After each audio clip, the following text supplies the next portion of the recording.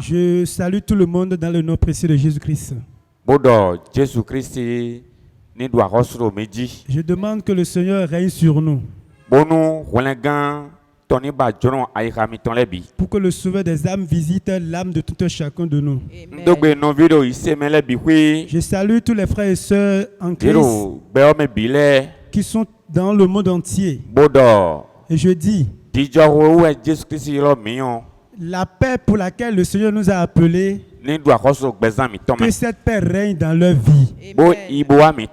Pour que nos va-et-vient soient bénis au nom de Jésus-Christ. Amen. Amen. Amen. En ce moment, nous n'avons pas assez de temps à passer. Ce que nous allons méditer ici, et à travers cela, notre Seigneur Jésus-Christ va nous donner son Esprit Saint afin de pouvoir renouveler notre vie. Cela est intitulé Enseigne-nous à bien compter nos jours. Enseigne-nous à bien compter nos jours. Mais ici, vraiment, en Psaume 90, Et verset 9 cela est à tiré 12. du livre des Psaumes 90, Verset 9 à 12. le 9e verset au 12e verset. Tous nos jours disparaissent par ton courroux. Nous voyons nos années s'évanouir comme un son. Les jours de nos années s'élèvent à 70 ans. Et pour les plus robustes, à 80 ans. Et l'orgueil qu'ils en tirent n'est que peine et misère, car ils passent vite et nous envolons. Qui prend garde à la force de ta colère et à ton courroux selon la crainte qui t'est due. Enseigne-nous à bien compter nos jours, afin que nous appliquions notre cœur à la sagesse. Jésus-Christ. Seigneur Jésus-Christ, toi le roi qui donne la vie, nous te remercions. C'est vous qui avez la capacité et qui donne la vie aux ossements.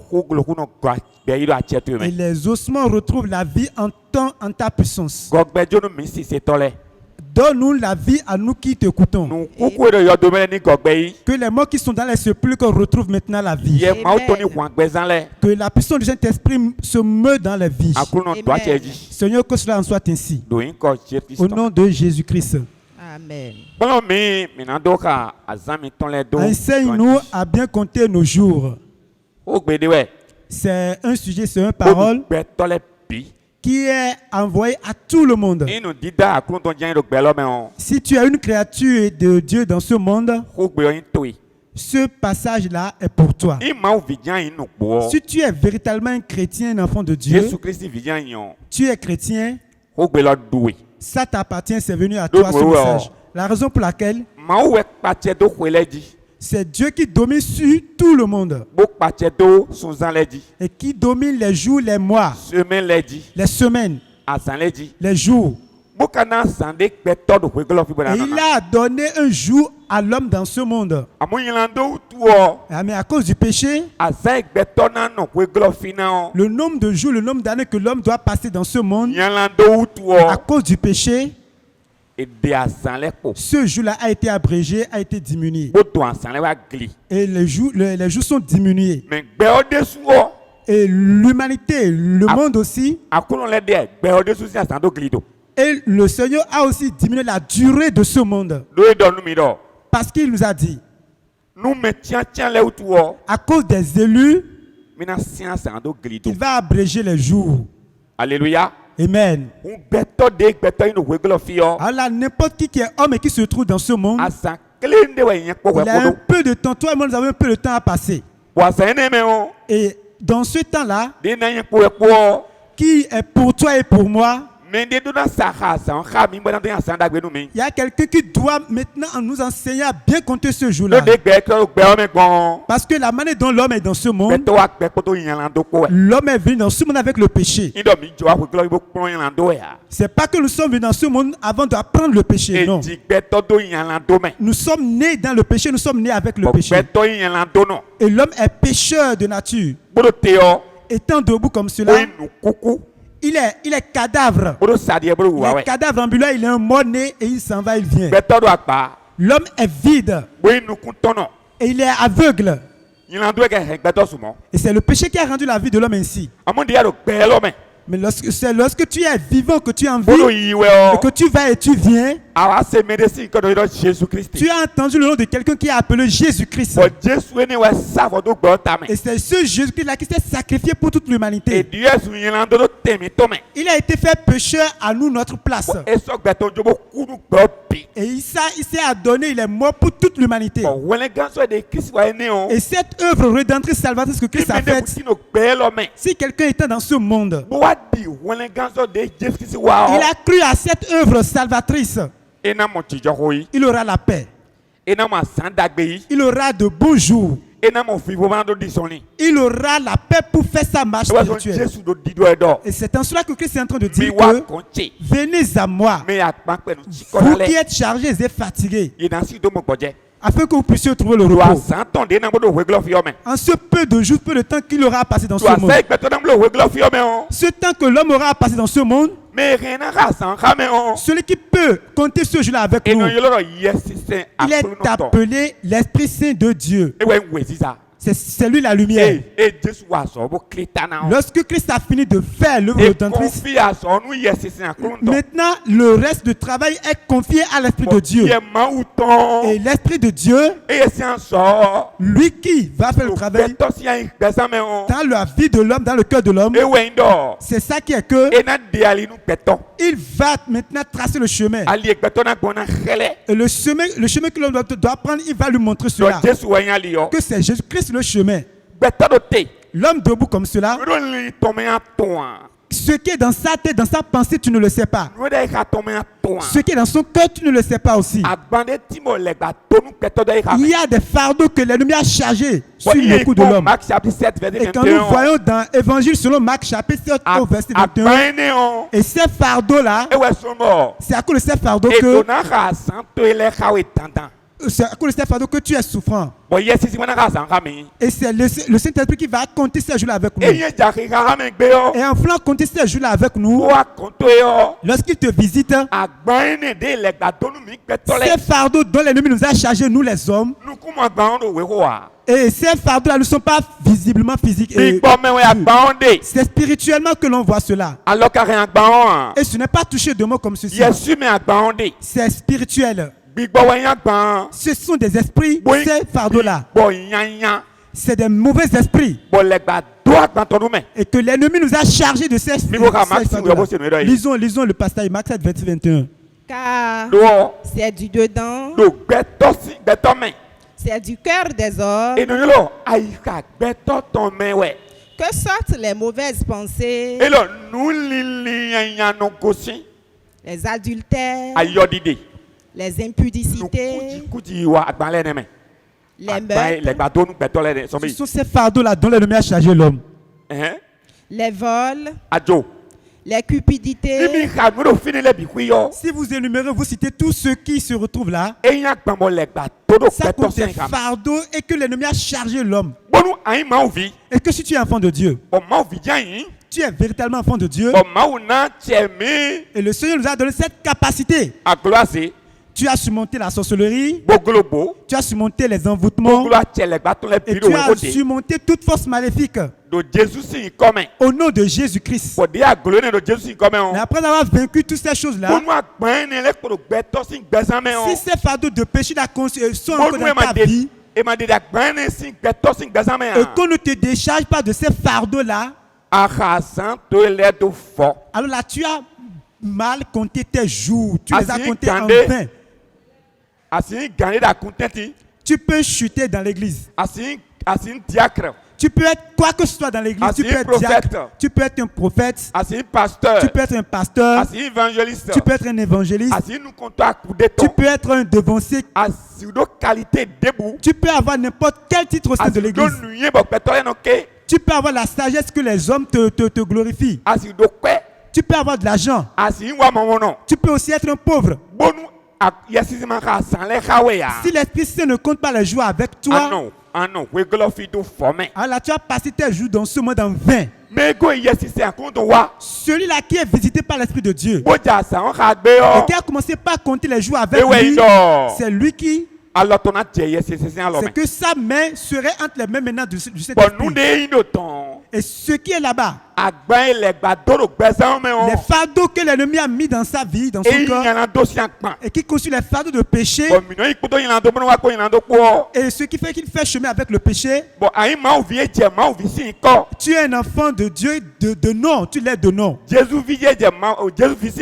Et tu es chrétien aussi de nom. Et que tu n'es pas encore enfant de Dieu de façon authentique, cela est nécessaire, capital, que l'Esprit Saint te visite. Et quand lui va te visiter, ce qui est ténébreux en toi là-bas, ton cœur qui est dans les ténèbres là-bas, et que tu fais mal, tu agis mal, tu pêches, tu fais des choses mauvaises, et quand tu te reproches, tu n'entends pas, tu ne reçois pas. On ne peut pas te parler que tu vas recevoir.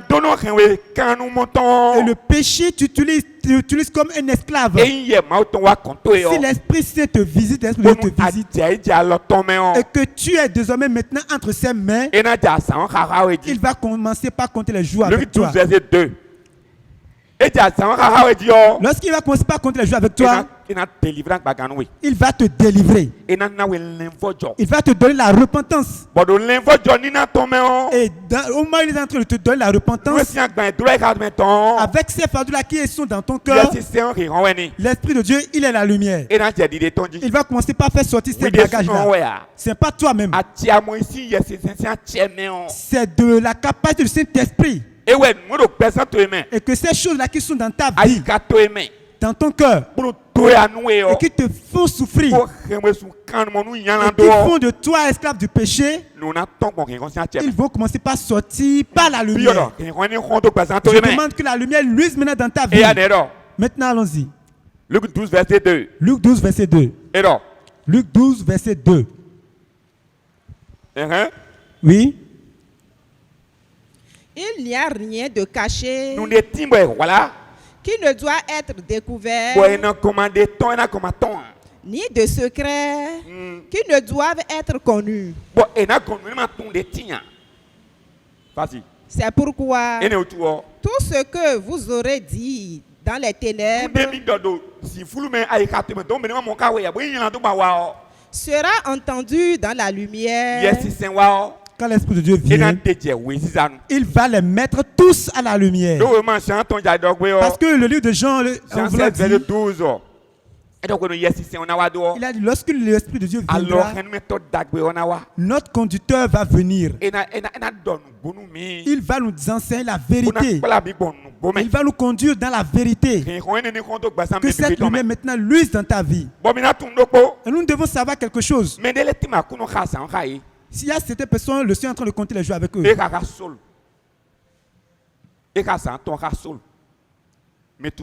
Vous connaissez Saul, il a compté les jours avec Saul. Le Seigneur a compté ses jours avec lui. S'il y avait une vie qu'il menait, étant enfant de Dieu, et il connaissait les lois de Dieu, son nom est parmi ceux-là qui sont les serviteurs de Dieu. La manière dont il est connu étant comme serviteur de Dieu, ce n'est pas facile. Il a défend la loi de Dieu, les commandements de Dieu, alors qu'il est encore hors camp. Il n'est pas encore enfant de Dieu. Il est juste de nom, il est enfant de Dieu de nom. Il n'a pas encore la capacité, la nouvelle naissance. Et il a pris une décision. Et il allait à Damas. Il s'en allait faire quoi? La vie qu'il mène dans ce monde, étant enfant de Dieu, sa vie n'est pas une bonne vie. Elle est mauvaise. Sa vie est encore dans les ténèbres. Sa vie n'est pas encore pour Dieu comme cela se doit. Et c'est pour cela il y a la méchanceté dans son cœur qu'il voudrait aller faire à Damas. Donc il était sur le chemin en allant.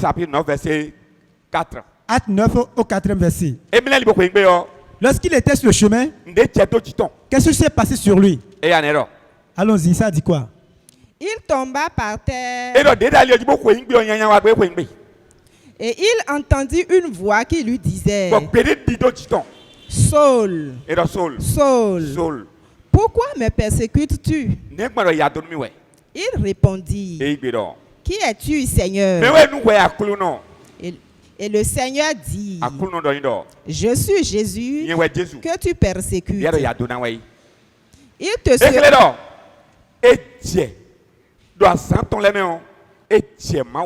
Cela signifie qu'à travers ces jours, il est tombé dans les mains de Dieu. Je demande au Seigneur Jésus-Christ qu'il te rencontre toi ta vie. Amen. Dans ta marche, dans tes va-et-vient, que le Seigneur te rencontre. Amen. Si le Seigneur rencontre une vie, la vie change automatiquement.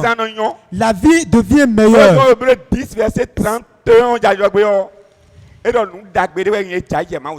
C'est pour cela que le pasteur a dit que c'est une bonne chose de tomber entre les mains de Dieu. Si tu tombes entre les mains du Dieu vivant, cela signifie que c'est que tu as un conducteur. Tu as l'Esprit de Dieu. Il va te conduire sur le chemin.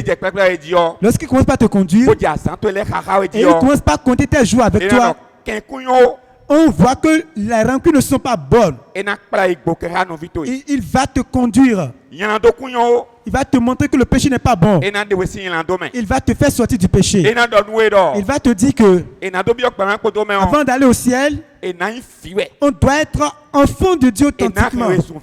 Tu dois être né de nouveau. Enfant de Dieu authentique. Enfant de Dieu qui va écouter la voix de son Père et qui va lui obéir. Lorsqu'il avait rencontré Paul en ce jour-là, l'enseignement que Paul a reçu de Dieu, le Seigneur a compté ses jours avec lui. On a dit des choses sur sa vie. Lorsqu'on a des choses sur sa vie, il s'est connu lui-même. Lorsqu'il s'est connu, lorsqu'il est tombé dans la main de Dieu, il a une assurance. Dans Philippiens 1, verset 6. Dans Philippiens 1 au 6e verset. Parce qu'il a vu que sa mère vie est désormais entre les mains de quelqu'un. Et il sait que qu'il a l'assurance qu'il a quelqu'un qui est dans sa vie. Et la personne a commencé quelque chose en lui. Et qui va rendre parfaite cette œuvre-là qu'il a commencé en lui. Et c'est comme cela pour nous. N'importe qui que Christ a rencontré, sa vie doit automatiquement forcément changer. Que le Seigneur Christ, Jésus-Christ change notre vie. Et qu'il compte les jours avec nous. Allons-y. Je suis persuadé que celui qui a commencé en vous cette bonne œuvre la rendra parfaite par le jour de Jésus-Christ. Et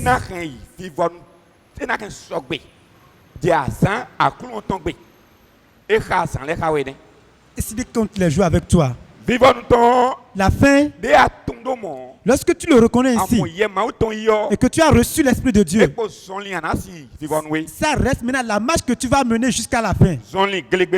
La marche d'un homme fait. Avec laquelle tu vas traverser les épreuves. Et nous avons vu cela dans la vie de Job. Dans Job 1 au 20e verset. Nous n'allons pas le lire. Acte chapitre 5, verset 39. Acte chapitre 5, verset 39. Pour Job, lui, il a eu de problèmes. Ce qui est enfant, tout ce qu'il a comme enfant, la capacité pour pouvoir se séparer de Dieu, on ne l'a pas si on est véritablement enfant de Dieu. Même dans les épreuves, les calamités, les souffrances, il ne changera pas, il ne blâmera pas le nom. Il s'attachera à son Dieu, à Jésus-Christ. Et ce qui est arrivé aux apôtres, dans leur évangélisation, ils annonçaient la bonne nouvelle. Ils avaient été flagellés. Et verset 42, lorsqu'on les avait frappés, on les avait flagellés, battus de berge. Et ils se réjouissaient. Du coup, ils étaient châtiés de la sorte. Verset 42. Le verset 42, Acte 5. Verset 42. Acte 5, verset 42. Cela les avait donné la joie au cœur. Ce qui peut les faire reculer derrière Jésus-Christ. Parce qu'ils sont enfants de Dieu authentique. Étant dans la souffrance, ils n'ont pas connu de chute. Parce qu'ils sont tombés entre les mains de Jésus-Christ. Il a rencontré Christ. Christ est en train de compter les jours avec lui. Et il voit qu'en allant, il est en train de souffrir. Il a compté les jours avec Étienne. Et il était traîné par terre. Il n'a pas changé de décision. Il a compté les jours avec lui. Et c'était des jours de souffrance pour lui. Et je demande au Seigneur Jésus-Christ qu'il compte nous les jours avec nous les jours. Pour le bien et qui nous fortifie. Au nom de Jésus-Christ. Seigneur Jésus-Christ. Toi qui donnes la vie. Tu as dit que ta parole c'est la pluie qui tombe. Et que si ça va, l'œuvre que tu lui as commandé, s'il ne le fait pas, ne se retourne pas. Et maintenant que s'il agit dans les vies, qu'il guérit nous les enfants, qu'il nous change nous tes enfants, qu'il compte les jours avec nous, qu'il nous âme comme cela se doit. Au nom de Jésus-Christ. Amen.